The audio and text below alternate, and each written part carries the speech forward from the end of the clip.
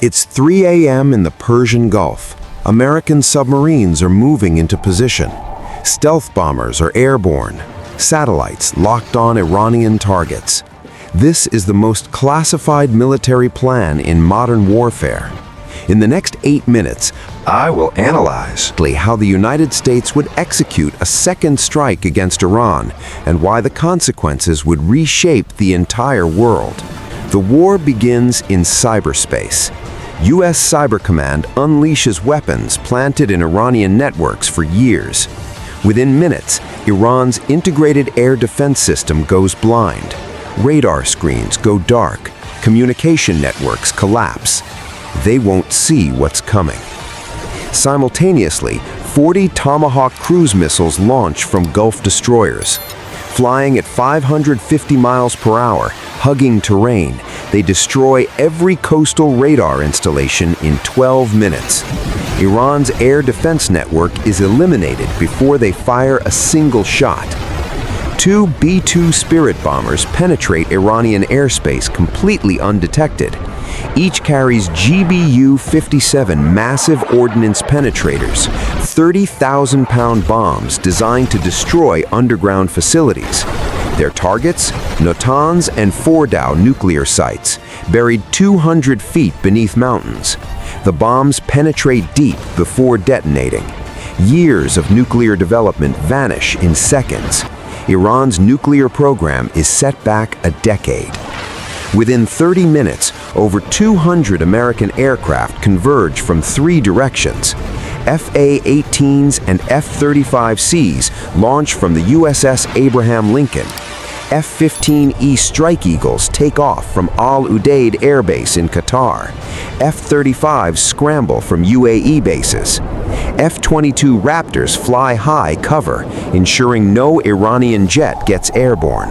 Below, strike packages hit over 150 targets simultaneously.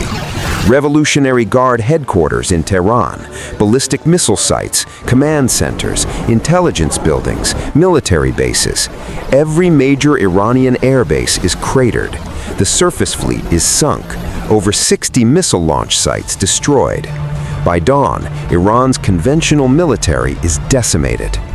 The Strait of Hormuz, 21 miles wide, carrying 20% of global oil, must stay open. Navy minesweepers clear Iranian mines. SEALs neutralize coastal missile batteries. Fast attack boats are sunk. P-8 Poseidon aircraft track every vessel. Submarines patrol beneath. The global economy depends on this waterway. The U.S. Navy ensures it never closes. But Iran doesn't fight conventionally. Ballistic missiles launch from hidden mobile platforms, targeting U.S. bases in Iraq, Kuwait, Bahrain, and Qatar. They hit Saudi oil facilities. They strike Israel. Patriot batteries and Iron Dome intercept most, but not all. Some get through. Then, proxy forces activate across the region. Iraqi militias storm toward the U.S. Embassy in Baghdad. Hezbollah fires rockets into northern Israel. Houthi forces attack Saudi infrastructure. Terrorist cells activate in Bahrain and Kuwait. The conflict spreads like wildfire across the Middle East. Wall Street opens to panic.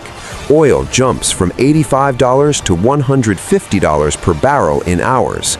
The Dow plummets 2,500 points. European and Asian markets crater. Gas prices double within a week.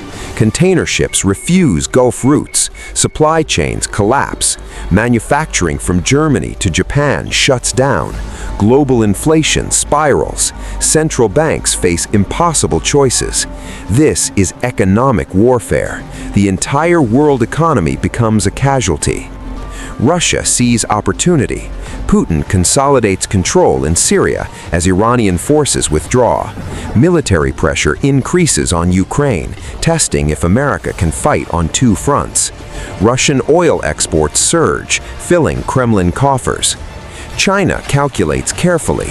Beijing accelerates energy deals with Russia and Central Asia, reducing Middle East dependence. In the South China Sea, Chinese naval activity increases. Taiwan faces heightened pressure. With U.S. carriers committed to the Gulf, China tests American resolve in Asia. Both Russia and China provide diplomatic cover for Iran while avoiding direct confrontation. They let America exhaust itself while positioning for long-term advantage. The UN Security Council erupts in chaos. Russia and China demand sanctions on the US for illegal aggression. European allies are split. Britain and France publicly support America, but privately express deep concern. Germany refuses to allow its bases for operations. The transatlantic alliance faces unprecedented strain. In the Middle East, Saudi Arabia and UAE quietly approved the strike, but now face Iranian missiles on their soil. They must publicly condemn, while privately begging for American protection. Turkey, a NATO member, shocks Washington by closing the Bosphorus Strait to U.S. warships. Pakistan declares neutrality. India faces a diplomatic nightmare between its ties to Washington and Tehran. American global leadership is questioned like never before. Iraq becomes a battlefield again. American forces face coordinated militia attacks. The government collapses. Baghdad's green zone comes under daily rocket fire. In Syria, the frozen civil war reignites. Iranian withdrawal creates a power vacuum. Russia and Turkey compete to fill it. Lebanon descends into chaos as Hezbollah attacks provoke massive Israeli retaliation. Beirut's infrastructure faces further destruction. The government can't control anything. In Yemen, Houthis launch everything at Saudi targets. The Red Sea becomes a war zone for commercial shipping. The entire Middle East descends into chaos. Intelligence reports suggest Iran has hidden nuclear facilities not destroyed in the strikes. Scientists and equipment were evacuated beforehand. Facing existential threat, Iran's leadership makes a fatal calculation. Only nuclear weapons guarantee survival. The program accelerates in secret locations. Israel prepares its own strikes on suspected sites. Netanyahu debates preemptive use of Israeli nuclear weapons if Iran appears close to completing a bomb. The risk of nuclear war is never higher. By week 2, every military objective is achieved, but the war isn't over. Iranian forces disperse into guerrilla formations. Mobile launchers hide in cities. Command structures decentralize. The precision campaign devolves into grinding counterinsurgency. American forces are stretched thin. Bases face daily attacks. Congress asks, how long? What's the goal? Cost estimates exceed $2 trillion. Public support erodes as casualties mount and gas prices stay high. The political consensus fractures. Millions of Iranians are displaced. Refugees flood Turkey, Pakistan, Central Asia. Infrastructure is devastated, power grids destroyed, hospitals overwhelmed, food distribution collapsed. The UN estimates tens of thousands of civilian casualties in the first month. The humanitarian disaster becomes a recruiting tool for extremism. 6 months later, the geopolitical landscape has fundamentally changed. American leadership is questioned. European allies pursue independent policies. NATO faces its greatest crisis. The transatlantic alliance strengthens, united by opposition to U.S. unilateralism. They offer an alternative international order. Dollar dominance is challenged. Countries seek alternatives to American financial systems. OPEC reconsiders relationships. Oil sales in yuan accelerate. Regional realignment begins as Saudi Arabia and UAE start secret dialogues with Tehran. Everyone hedges bets. The world that emerges is more multipolar, more unstable, and less predictable. Here's the truth.